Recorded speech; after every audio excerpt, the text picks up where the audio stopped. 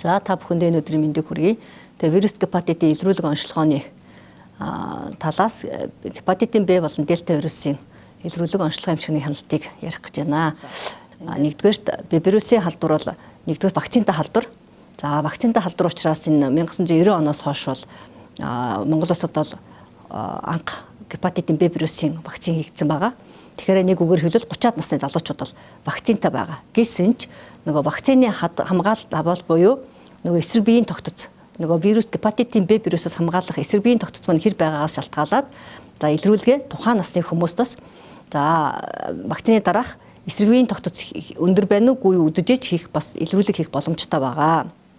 За дээр нь нэмээд мэдээж одоо манайх төвөгтөө нь одоо Б дельта вирусын халдвараар ер нь Монгол улсад бол эрүүл хүн амын маань 9-11% одоо халдвартай байдаг гэж үздэг.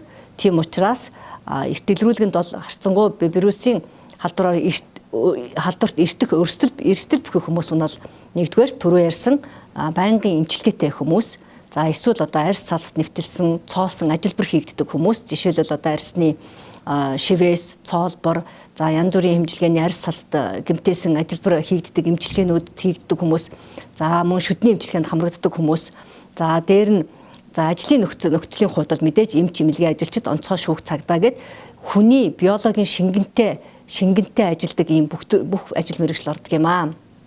За ингээд эмчмэн таадад тодорхой ярьсан учраас би Б болон дельта вирусын онцлог эмчилгээний хяналтын талаас товчхон ярья. За мэдээж одоо бид нар тодорхойлт бол мэдж байгаа. За яг ямар тохиолдолд илгэний өрөөсөл гэж одоо онцлох вэ гэдгийг тийм ээ. Тэгэхээр бидэнд бол нэгдүгээрт бол эмнэлзүүд бол тодорхой шинжүүдэд илэрдэг. Та бүхэн бүгд сайн мэднэ. Нэгдүгээрт бол арьс нүдний эсгэлээр шарлах, хоолны дуршил, муудах, бөөлжих, ядрах, хэвлэгээр өвдөх гэд эмнэлзүүд ийм хордлон шинжүүд эхэлж болно. За дээр нь болохоор мэдээж шээс өтгөрөх, баас цагаан гарах маань энэ гепатит буюу илгэний өрөвсөл одоо өвдсөнийг, илэг маань өөрчлөгдсөнийг илэрч байгаа нэг хэлбэрээ. Гэсэн чинь гепатитын хэлбэр маань эмнэлзүүд бол эмнэлзүүд бүдэг хэлбэрээр илэрдэг учраас ихэнхдээ архаг тохиолдолд бол харцангуй энэ гепатитыг шинжилгээгээр тодорхойлсон шинжилгээгээр илрүүлэхээс өөр одоо эмнэлзүүд одоо илрүүлэх нь их ховор юм аа. За архаг гепатит гэдэг нь юу гэж байгаа юм бэ гэхээр за нэгдүгээр тухайн илгэний өрсөл маань ямар нэг вирусын халдвар авчаад 6-аас дээшээр үргэлжилсэн байх юм бол нэг үгээр хэлбэл бета дельта вирусын халдварыг аваад 6-аас дээш сар үргэлжлээд тухайн хүн магадгүй одоо 2-3 жилийн өмнө ч бай ямар нэг хэмжээ ажилбарын дараа вирус илэрсэн байх юм бол энэ архаг гепатит гэж онцлогдох нэ. За ингээд за Б вирусын маань гепатитын Б вирусын гол шин чанарыг та бүхэн бүгдээрээ сайн мэдж байгаа. Гэсэн ч товчхон дурдъя. За Б вирусын гепатит бол нэгдүгээрт бол насанд хүрсэн хүн чочмог гепатит бол өвдсөн тохиолдолд 5% нь архагчдаг. Неран бол 90% нь архагчиж 90% нь одоо халдвар авдаг гэж юм дүгнэлт байдаг. За мэдээж илгэний хорт тавдар үүсгэх эрсдэл бүхий. За түрүүний ярьсан нөгөө арьс цалс нэвтэлсэн ямар нэг ажилбар хийгдсэн мөн бэлгийн замаар за цусан бүтээгдэхүүнээр дамжин халдварлагддаг ийм халдварт өвчөө. За мэдээж уул нь давталжуулалттай. За дельта вирусын халдвар бол Б вирус буюу халдвартай тохиолдолд өвчлөдөг ийм халдвар.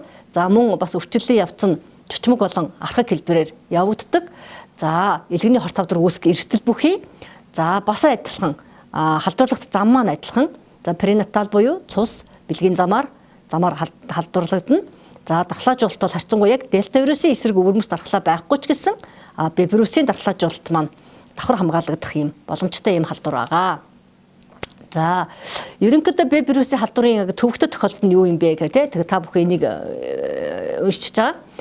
Б вирусын төвөгтэй тохиолдол нь болохоор халдвар нь тухайн илгэний эдисийн ДНК-та тухайн вирусын ДНК маш адилхан өвөрмөц ийм төстөөдөө шинжтэй байдаг учраас архаг хэлбэрт амархан одоо амархан хувирч мөн нөгөө РНК, ДНК-д амархан зөөвөрлөгдгөр маш төвөгтэй бүтэцтэй халдварын нэгд ордог.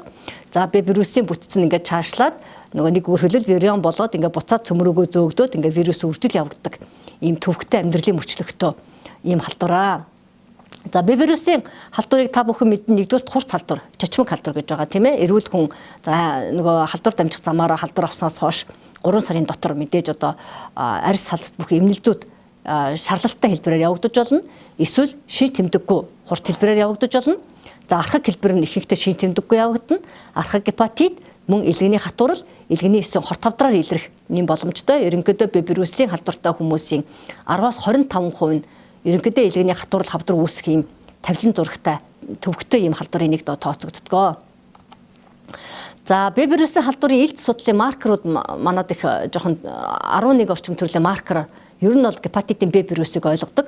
Гэхдээ бол хамгийн нэгдүгээр бидний илрүүлгэн дээр бол зөвхөн 2 маркераа B болон C вирусыг илрүүлэх шинжилгээл хийж байгаа тийм ээ. За илрүүлэх шинжилгээг бол 3 төрлөөр хийж байгаа та бүхэн мэднэ. Эхнийх нь бол аймгийн сумын хэмжээнд бол нэгдүгээр төрүүлсэн тестийн хэмжээ тавьж байгаа. За төрүүлсэн тестэнд бол тодорхой аргачлалаар за тухайн үйлдвэрлэгчийн заавраар хийгддэг ийм аргачлал. За дээр нь болохоор энэ мэдээж одоо тодорхой хэмжээгээр магадгүй тухайн тестийн маань одоо хугацаа дууссан байдаг юм уу? Эсвэл одоо дэлхийн эрдэнэт байгууллагын зөвшөөрөгдсөн тест биш байдаг юм уу? За эсвэл магадгүй тухайн одоо лаборантын маань тавьж байгаа нөгөө аргачлал маань магадгүй шинэ хүн байдаг юм уу? Энэ мэтлэнгээ олон шалтгаанаас болоод нөгөө төрүүлсэн тестийн маань хариу бас эрэг сөрөг гарах ингээд мөн алдаатай гарах юм боломжуудтай учраас за 2 дахь шатлал буюу одоо эсвэл одоо сумын төвшинч байсан гэсэн тэр ELISA уншигчтай буюу одоо магадгүй нэг арай наривчсан аргаар ELISA уншигчаар ELISA-гаар бас B вирус, C вирусын илрүүлгийг бас давхар уншиж баталгаажуулж болдгоо. За бус одоо аймаг сумын төвд болон мөн улсын хэмжээнд одоо 27 лабораторид CAPAS автомат аппаратаар илрүүлж байгаа. Энэ BC вирусыг энэ болохоор нэгдүгээр автомат арга, хоёрдугаар хүний цус өөр хүний цустай холилдохгүй, хоёрдугаар яг нөгөө тухайн онцлогоор маань үйлдвэрлэгчийн дагуу ингээд хяналтын дор ингээд мэрэгсэн лаборант мэрэгсэн эмч ажил хийдэг учраас энэ нөгөө автомат аппаратын шинжилгээ бол зөрдөггүй харцангуй баталгаатай чанар юм өндөр байдаг. За нэгдүгээр B вирусын гадруугийн антиген. За гадруугийн антиген бол нэгдүгээр энэ архаг үедээ ч гарна, чочмог үедээ ч гарна тийм ээ. Та бүхэн бүгд мэднэ. За чочмог үедээ бол 6 сар орчим хугацаанд хэрвээ вирусын эсрэг бий үүсэхгүй энэ гадруугийн антиген хадгалах юм бол архаг гепатитид шилжинэ гэсэн үг. За HS антигены эсрэг биеийг бол анти-HBs гэдэг тийм ээ бид нар эсрэг бие гэж үрдэг. Нэггээр хэлбэл B вирусын одоо маркер дархлаа тогтчихгүй юу гэдэг үзэж байгаа маркер тийм ээ. Нэг өөр хэлбэл хүний өөрийн дархлааны системд анти-HBs илэрч гэнэ үгүй юу? Хэрвээ илэрчээвэл энэ эсвэл вакцины дараах дархлаатай байна гэсэн үг. Эсвэл өвдсөй дараах дархлаа тогтжээ гэсэн үг тийм ээ. За анти-HB core антиген бол цөмийн антигены эсрэг бие байдаг. За core антигены ихэнх тохиолдолд дандаа чочмог хэлбэрийн үед IgM-ээр илэрчээдэг. Тэгэхээр хэрвээ ихэнхдээ манай халдвартай эмчнэр бол мэднэ IgM, core IgM нэмэх байх юм бол энэ ерөнхийдөө хурц халдварын үед 4-6 сарын дотор илэрдэг ийм маркерын хэмжүүр байгаа. За B вирусын дана буюу одоо нөгөө B вирус маань хулбарлагдж байна уу, вирус рефлекац байна уу, нэг өөрөөр вирус өсөж үржиж гэнэ үү гэдгийг илтгэж байгаа халдварын гол маркер байгаа. За энэ болохоор илгэний өвчлөлийн эрсдлийг нэлээд сайн үзүүлж яадаг. Хэрвээ энэ B вирусын маркер өндөр гарах юм бол эмчилгээнд орох эрсдэл байна, өндөр юм байна гэдэг үзүүлж байгаа. Тэгээ энэ нь сөргөлөх юм бол за халдварын хэмжээ буурчээ, өсч үржихгүй байна гэдэг ийм үзүүлдэг маркер байгаа. За E антиген байгаа. E антиген бол нэгдүгээр вирусын уургийн буюу одоо рефлекац өндөр байна. Эсвэл энэ маань халдвар нэгвэрт өндөр байна. Чочмог халдварын үедээс өндөр гардаг. Ийм маркер архаг халдварын үедээс гарч болно. Хэрвээ E антиген архаг халдварын үед өндөр гарах юм бол за нэгдүгээр халдварлагдах, нэгдүгээр B вирус цөмдөө үржээд байна гэсэн үг. Нөгөөх нь болохоор B вирус халдвартай байна.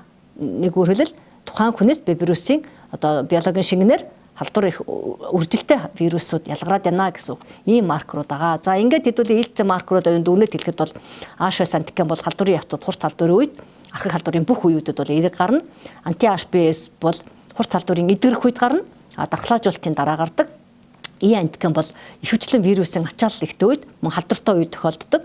За анти-HBe буюу эсрэг биеийн E вирусын эсрэг бие бол B вирусын рефлекацийн түвшин бага байгааг үзүүлж байгаа илтгэдэг. За хэрвээ B вирусын эсрэг HBe антиген эсрэг биеийн нэмэх байх юм бол энэ бол ихэнхдээ бол нэгдүгээр B вирусын рефлекац бага түвшинд байна, өрчлөлтгүй болжээ гэсэн үг байна. За анти-HB core IgM гарах юм бол чочмог халдвар үед ихэнхдээ гардаг. Гэхдээ магадгүй хүндрэлийн үед магадгүй хүчтэйгээр одоо яг чочмог халдвар шиг сэдэрдэг үед байдаг тийм ээ. Сэдэрсэн үед бас эерэг гарах боломжтой. За IgMG, core IgMG бах юм бол өмнө ба одоогийн халдвар үед итгэжээдэг. За B-гийн дана бол мэдээж итгэвчтэй өвчтнүүдийг ялгаан онцлоход, эмчилгээнд оруулахад ийм ач холбогдолтой ийм маркерууд байгаа. За ингээд хэдүүлээ дүгнэлт ингээ харахад HS антиген сөрөг байгаад анти-HB core сөрөг, анти-HBs сөрөг байх юм бол яах нь энэ хүн огт одоо халдвар аваагүй. За мөн вакцины халдваргүй хамгаалтгүй хүн байна. Вакцинаас хамгаалагдаагүй хүн байна. Тийм учраас энэ хүн зайлшгүй вакцинаар хамгаалагдах шаардлагатай гэдэг үзүүлж байгаа маркерын тоо байгаа тийм ээ. Маркер үзүүлэлтүүд илтгэгч байгаа. За H5 антиген сөрөг анти-HB core нэмэх байл яах вэ? Анти-HBs нэмэх байл энэ бол эмчлэгдэж байгаа буюу хурц халдвар юм байна. Яг идэх гэж байгаа халдвар юм байна. Ерөнхийдөө халдвараас тогтсон дархлаа сууж эхэлж байгаа юм байна гэдэг. Ингээд ойлгох нь байна тийм ээ. За ингээд та бүхэн архаг халдварын ерөнхийдөө архаг халдварын үед юу гарах вэ? Яг архаг халдварыг B вирус нь H5 антиген маань гардгаараа гарна гэсэн тийм. За анти-HB core нэмэх гарна. Энэ ягаад бол урд нь автсан халдвар гэдгийг илтгэж байгаа. Тэгсэн мөртлөө анти-HB IgM core-ийн IgM гарахгүй тийм ээ. Хурц халдварын үед гардаг маркер гарахгүй. Тэгэхээр энэ архаг халдвараа гэдэг баталж байгаа хэлбэр. Анти-HBs нэмэгт байгаа тохиолдолд анти-HBs-ийн эсрэг бий үүсэхгүй тийм. Энэ нэгдүгээр архаг халдвар гэдгийг илтгэж байгаа үзүүлэлт. Хоёрдугаар болохоор энэ мэдээж архаг халдвартай учраас H5 гадуургын антиген эсрэг бий үүсээгүй хэлбэр байх нь шүү дээ. За тодорхойгүй байх. Түрүү хэлжсэн би H5 антиген сөрөг байх тохиолдол байгаа. За энэ өвчтний явцаа сөрөг байх тохиолдол нь юу байдаг вэ гэхээр нэгдүгээр H5 антиген сөрөг байгаад анти-HB core нэмэх байгаад тэгээд дархлаа тогтцоо байхгүй анти-HBs сөрөг байх юм бол энэ дөрвөн сонголт байгаа. Эсвэл энэ яг эмчлэгдэж байгаа хурц халдвар аваад дөнгөж идэгж байгаа нэм тохиолдол байгаа. Эсвэл хуурамч сөрөг анти-HB core сөрөг буюу одоо алтар аваагүй, огт халдвар аваагүй хэсэг байж болно. Эсвэл маш бага түвшин дархлааны хяналттай тий. Ягаад гэвэл дархлааны хяналттай гэхээр магадгүй юм ууж агаад вирусын дана багассан тохиолдолд бас ийм аажуу ингээд одоо цөмдөө үржээгүй тохиолдолд гадуургын антиген илэрхгүй байх. Нэгвэл удаан хугацааны сайжрал авсан тохиолдолд ингэж гарах боломжтой. За мөн дөрөвдөх нь маш аажуу эмчлэгдэж байгаа, эдгэрч байгаа халдварын үед бас ингэж гарах боломжтой. H5 антиген мэдээж одоо сөргөлөөд анти-HBs үүсэх гээд те ингээд эдгэрч байгаа юм халдварын үед гарах юм боломжтой. За ийм сонголтууд байгаа.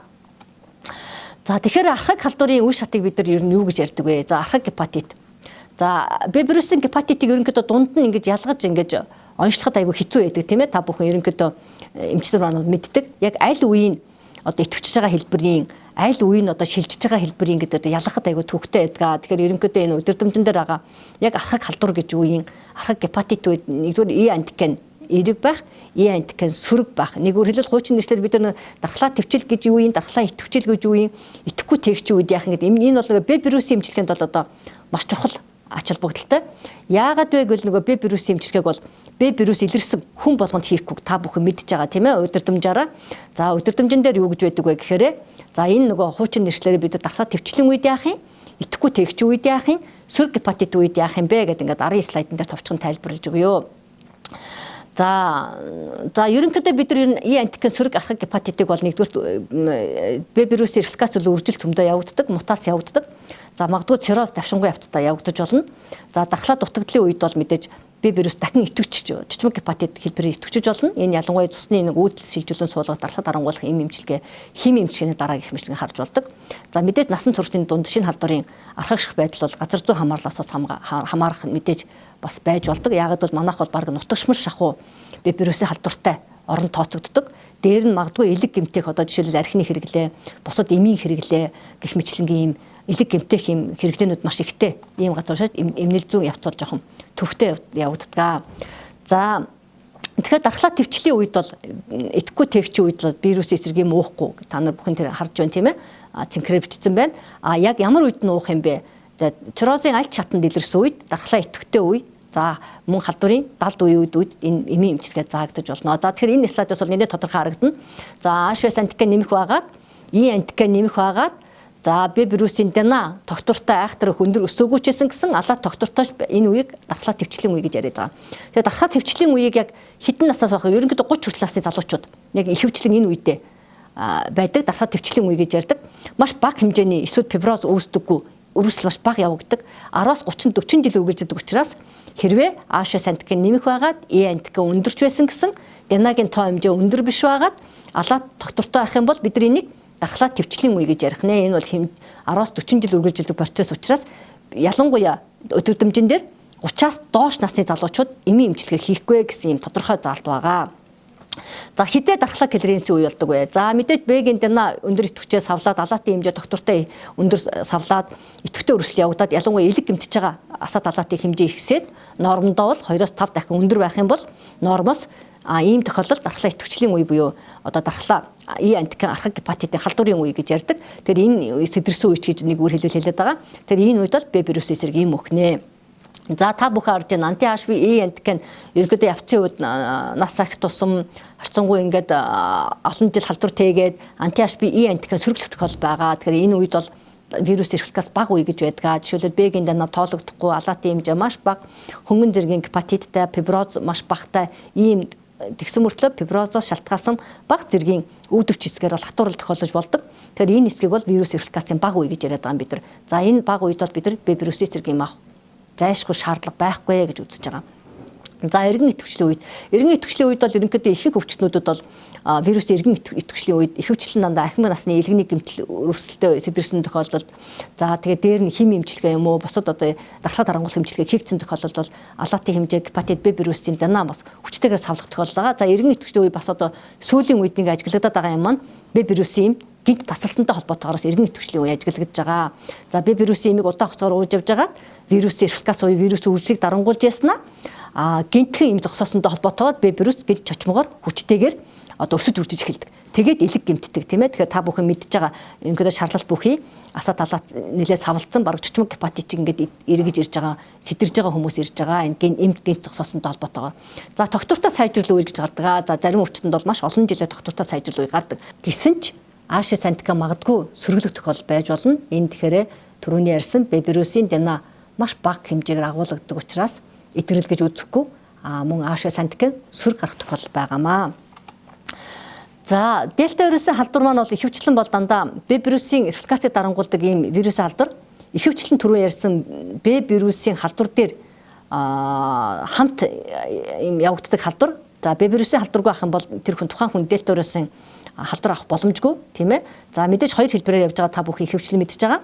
За Б дельта вирусын халдвар зэрэг орсон тохиолдолд бид нар бүр ко-инфекц буюу чочмог хэлбэрээр явдаг ийм халдварыг хэлдэг. Эсвэл архаг Б вирусын халдвар дээр дельта вирусын халдвар авч байгаа бид супер инфекц буюу одоо нэмж халдварлсан халдвараа гэж ярьдаг шүү дээ тийм ээ. Тэгэхээр ихэвчлэн дандаа архаг явцтай байж байдаг. За тэгэхээр та бүхэн харж байна Б вирусын архаг халдвартай хүн дельта вирусын халдвар авахд илгэний өрөсөл сэтрэл байдлаар гарч болно. Эсвэл эмнэлзүүдээс огт нөгөө эмнэлзүүд илэрх шинжгүйгээр мөн хоёулаа гарах ингээд илэрх тохиолдол байж болдгоо. За ерөнхийдөө үндсэн аргачлал бол ерөнхийдөө Б вирусын халдварын эмчилгээний аргачлалыг бол сонгодог. За одоогоор яг өрмөц яг дельта вирусын эсрэг эмийн эмчилгээ байхгүй байгаа та бүхэн мэдж байгаа. Харцангуй харин Gilead Sciences гэдэг зэрэг олон эмийн компаниуд бол харцангуй дельта вирусын эсрэг эмийн эмчилгээ бол судалгаанд орсон. Одоо бүрэн эмчилгээний практикт ороход бэлэн болоод явж байгаа. За яг дельта вирусын халдварын түрүүний эмнэлзүүтэй адилхан за анти-H дельта вирусын эсрэг биеийг үздэг. За дельта вирусын эсрэг бие жоохон төвөгтэй ойлголт тийм ээ. За энэ бол архаг үедч гарч болно. За шийдвэрлэгдсэн халдвар буюу одоо өвдөд өнгөрсөй дараач гарч болно. За чочмог үедээс гарч болдог ийм халдвар. За дельта герна бол дельта вирусын репликацийн маркер байдаг. За мөн одоо энэ эмчилгээний чанар одоо энэ болон эмчилгээг төлөвлөхөд бол энэ нөгөө маркерын шинжилгээг ашигладаг. За ихэнх тохиолдолд та бүхэн мэддэг тийм ээ нөгөө бета дельта тохиолдолд нөгөө дельта вирус нь Б вирусаар дарангуулдаг учраас нөгөө Б вирус нь харцангуй үржил багтаа явагдаад дельта вирус нь өсөж үржиж байдгийг та бүхэн мэдж байгаа. За энэ дээр энэ гепатитыг Б дельта вирусын архаг гепатитыг ойлгоход бол нөгөө Б вирусын ч маркеруудыг эргэж харах нь байна. Дэдгийн эмчилгээний түвшинг ч гэсэн харах нь байна тийм ээ. За тэгээд дельта вирусээ үзэх нэ. За дельта вирусын сорилыг бол та бүхэн мэднэ. Хэрвээ анти-H дельта вирус сөрөг байх юм бол халдвар авч байгаагүй. Тэгвэл RNA мэдээж тоологдохгүй. За анти-H дельта вирус нэмэх байгаад RNA нэмэх байх юм бол энэ архаг халдвар байна гэж үзнэ. За анти-H дельта вирус нэмэх байгаад RNA сөрөг байх юм бол эсвэл өмнө халдвар авч исэн эсвэл хурц халдвар байж байгаад эмчлэгдсэн халдвар байна гэдгийг ялгах нэ. За мөн гепатитын бас үзэхэд өмнөөс гадна нөгөө маркеруудаасаа гадна мэдээж одоо тухайн илгэний үйл ажиллагааг бол үнэлэх зүйтэй байдаг тийм ээ. Асаа далаад билирубин альбумын за тромбоцит бүлэгнэлт гэдэг ерөнхийдөө илэг маань маш олон төрлийн пункт үйл ажиллагаа хийдгээс бид нар ерөнхийдөө 20 төрлийн нөгөө үндсэн илгэний үндсэн үйл ажиллагааг одоо цусны бүлэгнэлтэнд оролцож гэнэ үү? Цусны зогсонгочлол хэр байна? Уургийн илгэжилт хэр байна? Нөгөө үндсэн илгэний асаа талаад буюу ферментийн идэвхэн сэдэрчүү. За дээр нь түрүү ярьсан эмч маань тодорхой үе шатуудаа буюу илгэний хатууралд шилжчихв, шилжээгүй гэдгээр шалтгаалаад эмийн эмчилгээ ач холбогдолтой байгаа. За өглөөний өвчийг хүндрэлийг та бүхэн мэднэ. За нэгдүгээр энэ нөгөө илгэний үндсэн үйл ажиллагааг үзэхээс гадна мэдээж хитаваа онцлогоо альфа-бета протеины шинжилгээ хавдар эрсдэл байна уугүй юу, хэрвээ хатууралтай байх юм бол улаан хоолой вений судас дурандах мөн вений судасны өргөсөл байна уугүй юу, за компьютер томографт болон бусад эхо фибра скан зэрэгт илгэний хатуурал шилжиж үү, магадгүй цаашаа хавдар шилжих эрсдэл байна уу гэдэг ийм илгэний өвчлөлийн зураглалыг үнэлэхэд одоо хэрэгтэй шинжилгээнүүдийг бичсэн байна. За фиброзын юуг би ерөнхийдөө товчхон ярив. За мэдээж хоёр арга инвазив бус арга маань бол инвазив арга маань мэдэн тийм ээ алтан стандарт яг биопсын элхийг хатгаж үздэг ийм биопсын шинжилгээгээр хийдэг аргачлал байгаа. За инвазив бус арга бол мэдээж цусны шинжилгээнд болон дүр сонирхлогын тулгуурласан гэж байгаа. За цусны шинжилгээний түрүү ярьсан апри буюу нэг асат тухайн асатыг яг тухайн хүний асатыг хэвийн асаатад харьцуулаад тромботид хуваахаар бид нар тодорхой хэмжээний тоо хэмжээ итгэл зүйр гарч ирнэ. Энэ тодорхой тоо хэмжээний шалтгаалаад энэ бол өрх сумын эмчилт хамгийн хөнгөн барьдаг хямд төсөр ийм аргачлал. За ерөнхийдөө бүх Монгол улсын бүх аймаг бүх сумдууд бол ердийн асаат талаат болон билирубины хэмжээ, альбумины хэмжээ, за тромботидын хэмжээ бүгдээ нь үзэж чадчих байгаа. За тэгэхээр нэг апри бол энэ та бидний гар дээр эмчийн гар дор яг илгэний хатуурал сорвич процесс эхэлсэн байна уугүй гэдэг үздэг юм хамгийн хялбар арга байна. За PIV4 нь болохоор нас оруулаад явчихдаг. PIV4 нь нас оруулаад тухайн хүний асаатыг алаатад харьцуулаад энд бол алаатын бас хэмжээ орж ирдэг. Дээр нь насаар үржүүлээд тромботидын тоон хуваана. Тухайн хүний нас хэдийн өндөр байх тусам дээр нь тухайн хүний илгэний үйл ажиллагаа цусны бүлэглэлд оролцох муу оролцож байгаа тусам нэг үгээр хэлбэл тромботид бага бага тусам итгэл цэрийн кертер өсөж идэг. Тэгэхээр энэ 325 гэсэн нэгж байдаг. 325-аас өндөр гараад байх юм бол тухайн хүн илэг хатууралтай, 325-аас бага гараад байх юм бол тухайн хүн фиброзтой гэж онцлох юм боломжтой шинжилгээ. За мөн одоо фиброзын зэргийн нэгждэг коллаген уургууд байгаа. За та бүхэн одоо бусад одоо энэ манад хотод болон бусад хийсэн шинжилгээнүүдээр коллаген уургийг хэмждэг те. Жишээлбэл MT2 2 FG гэж энтергээл маш олон коллаген уургуудыг хэмждэг лабораторид гараад ирсэн. За энэ коллаген уургийн хэмжээгээр бол фиброзтой байх нь тухайн лабораторийн критерий үзүүлэлтээр шалтгаалдаг. Хэрвээ одоо магадгүй за M2PG байх юм бол F2 одоо жишээлбэл одоо коллаген уураг өндөр байх юм бол нэгээс өндөр байх юм бол за фиброзтой байна энэ хүн гэдгийг оншилж байгаа гэсэн үг. За хитавен шинжилгээ бол мэдээж одоо тухайн хүний ашиглаж байгаа мэрэгчлээс хамаардаг ийм шинжилгээ.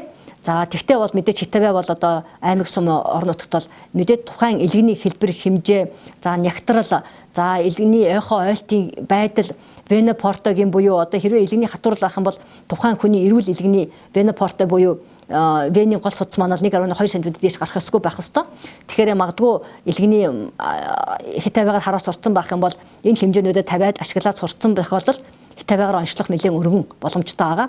За фиброзын зэрэг үнэлдэг нэг юм бол фибра сканы шинжилгээ байгаа. За фибра скан бол та бүхэн мэднэ өндөр давтамжтай дууны долгионоор тухайн илгэнд мэрэгсэн туршлагдсан сургалтанд суудсан эмч тухайн илгэний гүний цэгийг сонгож авч байгаад 10 удаа тогшоод тогшлтын аргаар тухайн нөгөө кил паскал буюу одоо өндөр давтамж дууны долгионоор хэр илэг одоо дууны долгионыг нэвчүүлж чадж байгаагаар нь үнэлдэг ийм фиброзын зэргийг ангилдаг ийм онцлог байгаа. Харьцангуй алдаа гарах боломжтой. За хит өндөр өөгтэй тохиолдолд одоо илэг маш их өөгцсөн тохиолдолд бол алдаа гарч болдог. Нөгөөх нь болоор жин ихтэй хүн хавирга завсрын хоорондын нэг үйл таргалтай хүн тийм ээ хавирга завсрын хоорондын өөгчд 3 см-аас илүү байх юм бол одоо ингээд бас алдаа гарах боломжтой. Ийм фиброзын зэргийг үнэлдэг ийм аргууд байгаа. За биопсигийн мэдээж одоо давуу талыг бол та бүхэн мэднэ. Илгэний өргөслийн идэвхжид фиброзын зэрэг өөгцс төмөр одоо хавдар зэргийг нэг дор нэг цаг хугацаанд өргөсөлд өөгчлөлт өвчлөлт за дээр нь хавдар зэргийг оншилдгоор маш их даваа ачаал бүгдэлтэй. Гэсэн ч Монгол хүн бол одоо биопси дандаа өгöd ах бас нэг таатай биш байдаг өөрт нь тийм ээ. За гэхдээ сул талууд байгаа. Мэдээж одоо өртөг өндөртөө сорцын алдаа гарч болно. Тухайн яг батонтом дэмж уншин. За дээр нь болохоор ажилбартай цус алдаж болно. Цусаа нөгөө тухайн хатгсан газраар одоо халдвар орох эрсдэлтэй. За дээр нь гистологч нөгөө шинжилгээг тайлбарладаг ийм жоохон төвхтэй сул талуудтай. За фиброзын зэрэг та бүхэн фибра сканы хэмжээг мэдж байна те. Келпаскал нэгж хэмждэг. За келпаскал нэгжээр яах юм бэ? Метаверс системээр бол энийг F0, F1, F2 буюу нэг үгээр хэлбэл нөгөө үүдэн венийн одоо фибро зэрэг үүдэн вений одоо аль хаагаараа явж байна гэдгээр шалтгаалж фиброзын зэргийг тодорхойлдог байгаа. За хэрвээ үүдэн вен ороогүй сефта хэсэг ороогүй ах юм бол F1 байх нь байна. За дунд зэрэг байх юм бол сефта хэсэгтээ орцсон F2 келпаскал нэгжээр нэг үгээр хэлбэл 11 келпаскал орчим 8.5-аас 9 келпаскал ах юм бол F2 гэд дүгнэлт өгдөг. За дама фибростой F3 байх юм бол дама фибростой. За дөрөвт нь болохоор илгэний хатуурал нэг өрхөлөл хэрвээ B дельтагийн шалтгаантай байх юм бол 11-аас 14 килопаскал буюу хэрвээ априагээр байх юм бол 1-ээс дээш 2-оос дээш утгатай. За P онцлогоогоор 325-аас дээш утгатай байх юм бол бид нар илгэний циррозоо гэж онцлох нэ. За илгэний циррозыг онцлох ялангуяа B вирусын эмчилгээнд бол маш өндөр ач холбогдолтой байгаа. За мэдээж одоо фибросканы одоо давуу талууд байгаа мэдээж те хатгалт хийхгүй амбулатор нөхцөд хийж болдог 10 минутаас бага хугацаа зарцуулдаг эмнэлгийн ажилтнууд сургадаг. Гэхдээ бол төвөгтөө тоног төхөөрөмж өндөртөө өртөг өндөртөө за бас яг өвөрмөс сорилын зэрэг бас ялган заахад бас хэцүү яг хавдар шилжиж гэнэ үү гэдгийг бас ялгаж үзэж боломжгүй тарган хүнд хэмжилт хийхэд хэцүү гэх мэтлэнгээр ийм одоо сөрөг талуудтай бас. За B вирусыг яагаад дэмжлэх гээд байгаа юм бэ? За манай Монгол улсад бол яалтч байхгүй B, C, дельта вирусын халдвараас сэргийлсэн хавдар маш өндөртөө харамсалтай нь одоо дэлхийд энэ тоогоор тэргүүлж яваа улс. За илгэний хатуурд фиброз үүсгэхэд өрчлөн сэргийлэх гэж B вирусыг дэмжлэх гээд байгаа юм. За илгэний эсийн хорт тавтыг бууруулах гээд байгаа юм тийм ээ. Ерөнхийдөө судалгаануудаар бол B вирусын эм маань 65% орчим бол илгэний хавдраас ширгийлж чадчихна гэсэн дүм мэдээ тайлан одоо гадны улсад хийсэн эмч нарын судалгаат дүгнэлт байдаг. За амьдралын чанарыг сайжруулж амийг аврах зорилгоор хийгдэж байгаа ийм эмчилгээ. За бид нар ерөнхийдөө хэлбэршүүлсэн заавраас харж байна тийм ээ. B вирусын эсрэг яг яах юм бэ? За ерөөсөө хоёрхан юм байгаа тийм ээ. Нэгдүгээр циррозтой байх юм бол түрүүний ангиллаар илгэн хатууралтай байх юм бол B вирусын бараг тоо хэмжээ болон наснаас шалтгааллахгүйгээр B вирусын эмийг насан турш уу гэсэн зааварчилгаа гэдэг та бүхэн бүгд мэдж байгаа. За нөгөөх нь болохоор хэрвээ 30-аас доош насныхан байх юм бол нөгөө хэдийгээр B тоологдоод байсан гэсэн хэрвээ алаат нэг тогтвортой өндөр биш байгаад фиброзгүй байх юм бол эмийн эмчилгээг хойшлуулна гэдгийг та бүхэн түрүүн боц ойлгосон тийм ээ. Тэгэхээр энэ маань бас өдөрдмжин дээр тодорхой байж байгаа. За тэгэхээр яадаг вэ гэхээр энэ процесс өөрөө 10-аас 40 жил үргэлжлэх учраас B вирусын эсрэг юм залуу насныханд болж игэл уухгүй гэсэн юм баримталдаг тийм ээ. Гэхдээ хүүхэд хэрвээ уух хэрэг гарвал бөөрийн креатинины хэмжээ, бөөрийн клиренс буюу за дээр нь болохоор өсөлт үржилтийг хянжээж, тухайн хүүхдийн өсөлтийг сайн хянжээж, бөөрийн ачааллыг сайн хянжээж B вирусын уух заалтаас гардаг. За ерөнхийдөө B вирусын эм маань бол одоо та бүхэн үчил мэдж байна. Одоо ерөнхийдөө хуучин бол вирусын эсрэг дархлага дэмжих юм уу байсан. Интерфероноос ахуулаад 90 оноос хойш PEG интерферон 2005 онд гарч ирсэн тий. За 98 онд бол B вирусын эсрэг ламын үеийн Надифавир 2006 онд Телбэн үеийн гарч ирсэн. Гэсэн ч эмчилгээний явцад болон урт удаан ууж байгаа эмний хувьд бол нөгөө дасал гэдэг маань болсон. За дасал болж байгаа бас нэг гол шалтгаан маань энэ B вирус маань өөрөө ийм нөгөө вирусын мэдээллийг агуулдаг. Нөгөө одоо энэ эм орж ирж шүү. За эмэнд ингээд дарангуулгадсан юм маань нөгөө хит замбраагүйгээр одоо нэг мэдээллийн дурсгал маань нэг өөр хэлэл мэдээлэл маань буруу болж идэг. Энэтэй холбоотойгоор эмэнд дасал болж идэг. За эмэнд дасал болохоор арцсангүй нөгөө эм маань хичнээн уугаач нэмэргүй байдаг тий. Тэр 2005 оноос хойш гарч ирсэн эмнүүд харин Entecavir 2008 он Tenofovir за 2011 оноос хойш бол харцсангүй TAF Tenofovir буюу сайжруулсан үйлчилгээтэй миллиграмын багасгацсан лимфоид эдэд маш сайн нөлөөлдөг ийм TAF Tenofovir манай улсад Vimlide нэрээр орж ирсэн байгаа. За ерөнхийдөө хамгийн одоо эмчилгээнд хэрэглэгдэж байгаа юм бол Tenofovir Entecavir байгаа тийм ээ. Ялангуяа Entecavir-ыг бол нөгөө циррозын үед бол нэлээд түлхүү зөвлөдөг ийм эмийн сонголт байгаа. За 12 нас ба өсвөр насныхан 12 наснаас дээш насныхан хүүхдүүдэд бол ихэвчлэн дандаа Tenofovir-ыг Entecavir-ыг сонгодог. За 2-аас 11 насны хүүхдүүдэд Entecavir-ыг зөвлөдөг. Хэрвээ зайлшгүй уух шаардлагатай байвал. За энэ бол ингээд суспензээр хийх бэлтгэгдсэн байдаг. Одоохондоо Монгол улсад бол орж ирээгүй байгаа. За миллиграм тунгийн та бүхэн мэднэ. За ерөнхийдөө B вирусын эсрэг юм маань хоёр том мэдээж одоо гаж нөлөөнүүд байгаа. За хоёр том гаж нөлөө хянах хэрэгтэй байдаг. За бөөрийн үйл ажиллагаанд дутагдал илэрсэн үед бол креатинины клиренс заавал үзэх шаардлагатай. За мэдээж одоо 1 минутанд бол одоо 50-аас 50 мл-ээс дээш шижээвэл харцангуй уудаг залтаараа 300 мг-аар 24 цагт нэг удаа ууж болно.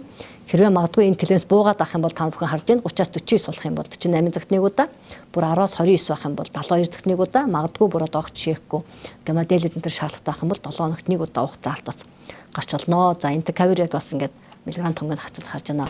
За хизээ эмчилгээг зогсоох вэ?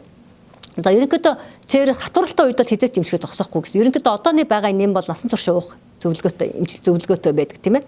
Тэгэхээр магадгүй одоо нөгөө илгэний хатууралтай байгаад илгэний хатууралтай тохиолдолд B вирусын эм ууж байгаа тохиолдолд эсвэл одоо тодорхой хэмжээгээр эсвэл тухайн уужсэн эм маань зогссон байдаг юм уу? Эсвэл одоо магадгүй тухайн хүн илгэний хатуурлын энэгтэй шатад хүмүүс бол ихэвчлэн эмэгтэй хүмүүс заримдаа жирэмсэн болж орж ирдэг. Тэгэхээр энэ хүмүүс бол тодорхой хэмжээгээр ийм зогсооцоо орж ирж байгаа харамсалтай тал байгаа. Тэгэхээр энэ тодорхой хэмжээгээр насан турш үргэлжлэнэ гэдгийг хатуу анхаарна. Яг гэвэл түрүү ярьсан вирус дахин идэвхжээд нөгөө б вирусын эмийг дарамгуулж ирсэн эм маань вирусын эмийг зогсоонгууд вирус дахин идэвхжээд элхийг хүнд гэмтэж байгаа. За тэгэхээр бүр нөгөө одоо чичмэг гепатит чинь бүр цитолиз одоо маш өндөртөө ирж байгаа тохиолдол их байгаа. За тэгэхээр эмчлэгийг зогсоож болохгүй байх нь вэ? За хизээ зогсоож болох вэ? За дараах тохиолдолд зогсоож болно. За циррозгүй байх юм бол априэгэр 2-оос бага оноотой байх юм бол тэгээ дээр нь 1 жилээс дээш хугацаанд эмээ уудсан байгаад И антикантай байх юм бол И антикан сөргөлдсөн байгаад алаатын төвшин хэвийн дана бараг мэдэгдэхгүй болсон жил гарan уудсан байх юм бол бэгээ зогсох эм залтаар зогсох боломжтой. Гэсэн чинь дахин идэвхж учрах болцсохгүй учраас вирусын үржлийг сэтэрч гэнэ үү гэдгээ дахин хэмжих боломжтой үед эмийг зогсоно гэсэн юм заалт байгаа даа. За тетапевир эмийн одоо гач нөлөөг та бүхэн харж байна те. Одоо нэгдүгээр 10% нийт хүн амын ууж байгаа хүн амын 10-аас бага хувьд нь юу тохиолддог юм бэ? За ерөнхийдөө ядрах хам шинж гардаг нь суулгалт дотор муухаарах өвдөлт. За 1-ээс 10% нь бол за энэ хоолны туршид буурах сэтгэл готрол байж болно. За ховор тохиолдолд энэ булчингийн захын мэдрэлийн эмгэгүүдээс гарч болдог. За гэд цардах толгой өвдөх бол нийтлэг гарч болдог. Нейтрапил буурах трансамназ итгэхүнээс бас ховор тохиолдол гарч болно. За эмчилгээний үр дүн яг юунаас хамаарах вэ гэн. Тэгэхээр бид нар энийг бас маш сайн анхаарахгүй бол энгийн хүмүүс ерөнхийдөө бодохдоо нөгөө эмч за 6 сар угаад хянуулаарай гэж хэлчихдэг. Тэгэхээр 6 сар болоод эмээ бүр зогсоочод ирдэг. Яагаад вэ гэхэл нөгөө б вирусын дана дөнгөж дарангуулгадаад нөгөө дана 0 болоод ирэнгүүт эмээ зогсооцсон байж байдаг. За тэгэнгүүт цаашдаа яах ёстой энэ ихэд удаан хугацаанд дуушгүй гэдгийг энэ схем харуулад байгаа юм. За И антиген нэгдүгээр буурсан байх ёстой болж игэл И антиген буураад анти-HBE буюу сероканерс гэж яриад байгаа тийм ээ. И антиген бүр цуснд алга болоод сероканерс болоод анти-HBE үүссэн тохиолдолд.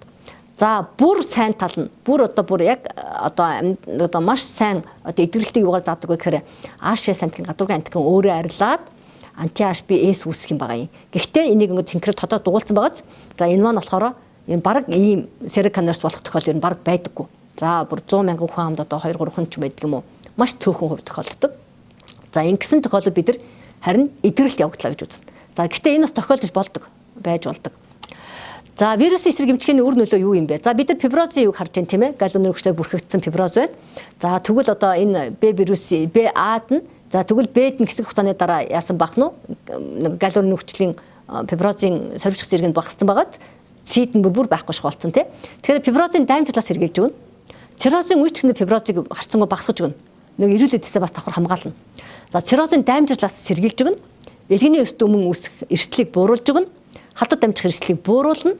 Амьдрах цаг хугацааг уртсах нь амьдралын чанарыг сайжруулна. Ерөнхийдөө Б вирус эсрэг юм бол гач нөлөөг нь хянаад уухад бол харцангуй үр дүн маш өндөртөө ийм тоо юм байгаамаа. За БЦ вирусын хавсарсан халдвартай үед яах вэ гэд. Ерөнхийдөө аль нь хэрвээ аль төрүүлсэн одоо аль нь хэрвээ илүү тоолт байна уу? Болж игэл С вирусын халдвар хэрвээ магадгүй тоолт нь өндөр байх юм бол богино хугацаанд уугаад уух учраас С вирусын эмээ ууж болно. Тэгчээд дараа нь Б вирусын эсрэг эмчилгээ хийж болно. Хэрвээ зэрэг адилхан өндөр байх юм бол хэрвээ бөөр асуудалгүй клининг зүгээр бөөрийн архад дутагдaltaгүй байх юм бол зэрэг чуух боломжтой. 2 вирусын халдвар. Гэхдээ юуг нь хянах вэ? Ерөнхийдөө аль ч байсан гэсэн С-ийн эмчилэл ууж агаад С-ийн эмийн эмчилгээний үр дүн гарсан ч байсан гэсэн Б вирусын халдвар Б вирус өндөр тоологдох боломжтой тийм ээ. Аль нэг вирусын өндөр тоологдох боломжтой ийм халдвараа.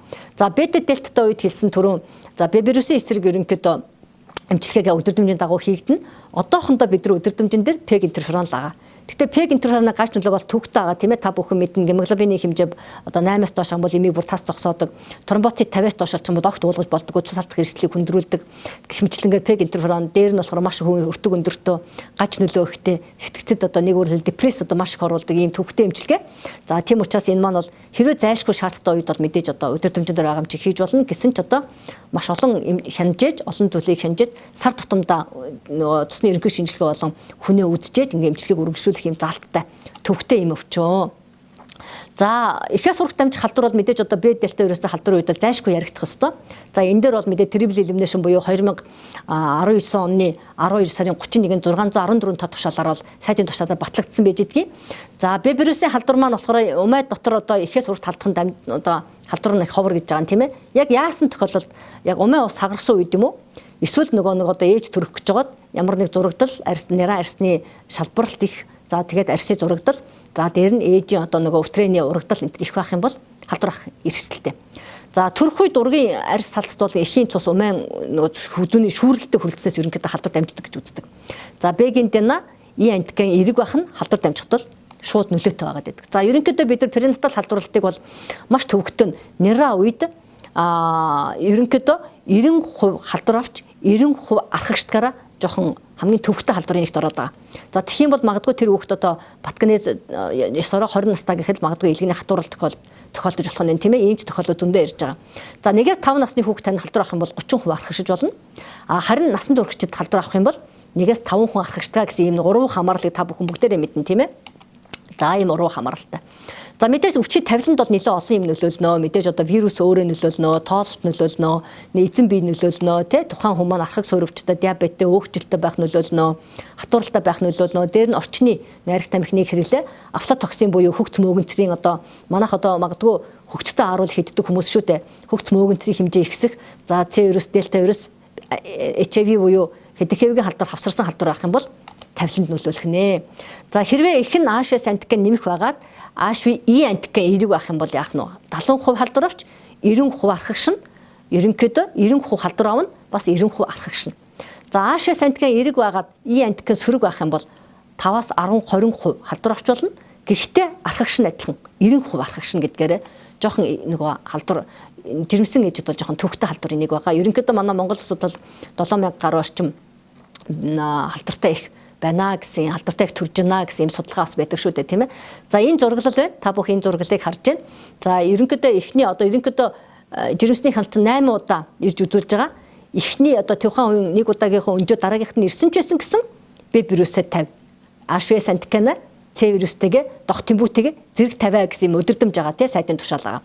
Хэрвээ тавьсан тохиолдолд сөрөг байх юм бол эрсдлийг үнэлээд за нөхөр нь АШ антигентэй байна уугүй юу? Илгэний өөрчлөлт байна уу? За халдварах эрсдлийн сайхан зааж өгөх нь байна тийм ээ. За туслаазам ингээд ингийн шүү, хийгдэхгүй шүү. За халдвар хамгаа халдвар гүйтгэлийн дэглэмтэй газар эмчилгээ ээлгээрэй гэх мэтлэнгийн юм зөвлөгөөгөө өгч нь. За хэрвээ тухайн ээж маань ирсэн өдрөөс л АШ антиген нэмэх байх юм бол халдварлын тунг нь И антигеныг заавал үзүүлнэ, тоолуулна. Хэрвээ элэг хатууралгүй байгаад 200,000-аас дээш олон улсын нэгжээр 1 мл цуснд 200,000-аас дээш байх юм бол 28-7 хоногтод нь Б вирус эсрэг эмээ өгнө. Дельтагийн халдвартай байх юм бол бас 200,000 хүрэхгүй байгаа тийм ээ. Тэгэх юм бол фиброзын зэрэгээ үнэлээд, асаа далаатаа үнэлээд нөгөө 28-7 хоногтоогоос нь эмээ өхөө өдөр хэмжээний дагуу шийдэнэ. За ерөнхийдөө Б вирусын тенопавир эм бол одоо ийм зөндөө их олон асуулт байдаг л да. Жишээлбэл жирэмсэн ээжүүд бол Б вирусын эсрэг эм нөлөөтэй юу нөлөөгүй юу? Урагт дамжих уугүй юу?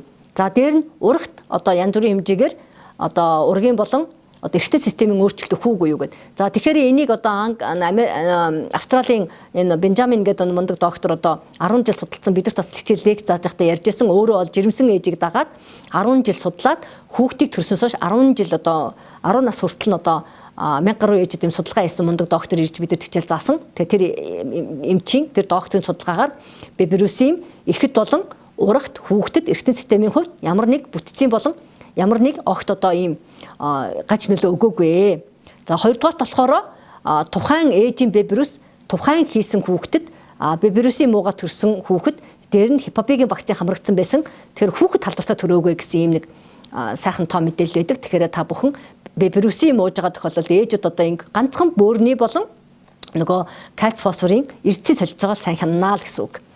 За төрсний дараа яах вэ? За төрсний дараа мэдээж одоо энэ дархлаажуулалтын энэ дээр нөгөө зэрэг тарьдаг тийм ээ хепапигийг миний хэлэх гээд байгаа санаа нь яагаад зэрэг тарьдаг вэ гэхээр Б вирусын эсрэг вакцин 1 сарын дараа дархлаа тогтно. Тэгэхээр яг 1 сарын хооронд тухайн хүүхэд хамгаалтгүй болсон байгааз. Тэгэхээр энэ хамгаалтыг энэ хепапиг нөхдөг.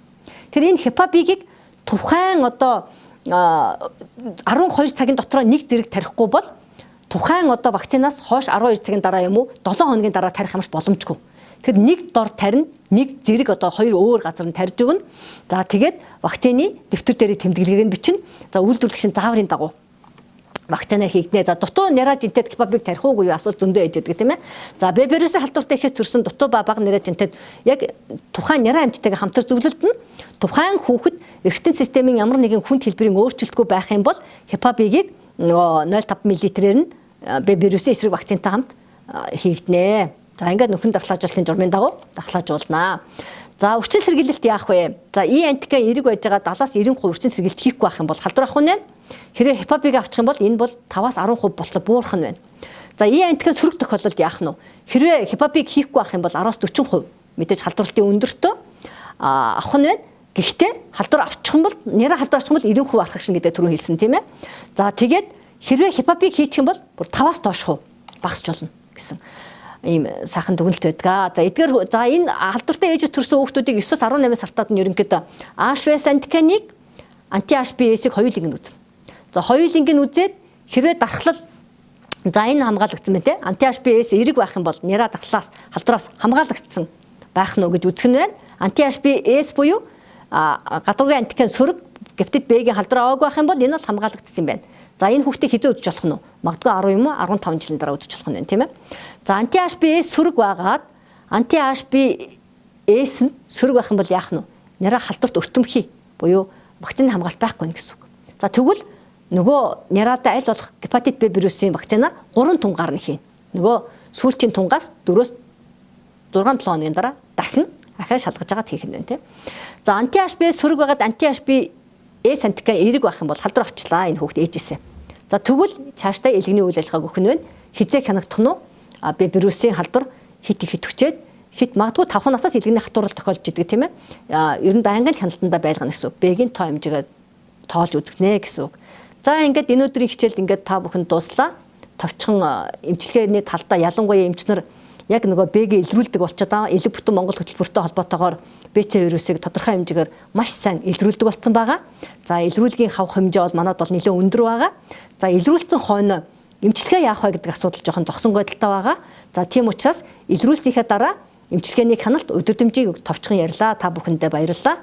Анхаарал тавьсанд баярлалаа.